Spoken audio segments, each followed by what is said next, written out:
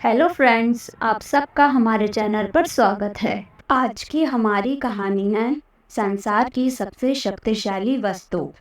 एक दिन गुरुकुल के शिष्यों में इस बात पर बहस छिड़ गई कि आखिर इस संसार की सबसे शक्तिशाली वस्तु क्या है।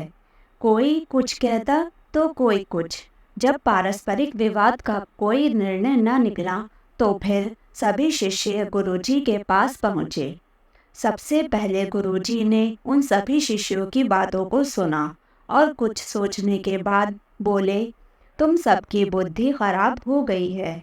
ये क्या अनाप शनाप निरर्थक प्रश्न कर रहे हो। इतना कहकर वे वहाँ से चले गए।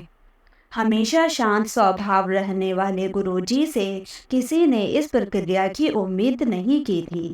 सभी शिष्य क्रोधित हो उठे और आपस में गुरुजी के इस व्यवहार की आलोचना करने लगे। अभी वे आलोचना कर ही रहे थे कि तभी गुरुजी उनके समक्ष पहुँचे और बोले, जी तुम सब पर गर्व है। तुम लोग अपना एक भी क्षण व्यर्थ नहीं करते और अवकाश के समय में भी ज्ञान की चर्चा किया करते हो। गुरुजी से प्रशंसा के बोल सुनकर शिष्य चकरा गए। उनका स्वाभिमान जागृत हो गया और सभी के चेहरे खिल उठे।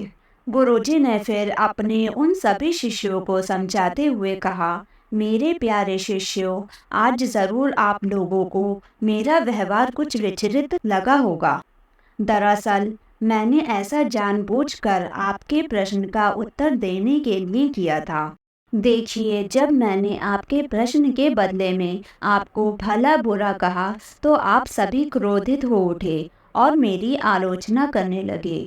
लेकिन जब मैंने आपकी प्रशंसा की तो आप सब प्रसन्न हो उठे। बच्चों, संसार में वाणी से बढ़कर दूसरी कोई शक्तिशाली वस्तु नहीं है। वाणी से ही मित्र को शत्रु और शत्रु को भी मित्र बनाया जा सकता है। ऐसी शक्तिशाली वस्तु का प्रयोग प्रत्येक व्यक्ति को सोच समझकर करना चाहिए। वाणी का माधुर्य लोगों को अपनी ओर आकर्षित कर लेता है। गुरुजी की बातें सुनकर शिष्यगण संतुष्ट होकर लौट गए और उस दिन से मीठा बोलने का अभ्यास करने लगे। कहानी की नीति। दोस्तों, हमारी बोली या हमारी वाणी बेहद शक्तिशाली होती है। ज़रूरत है इसका सही प्रयोग करने की।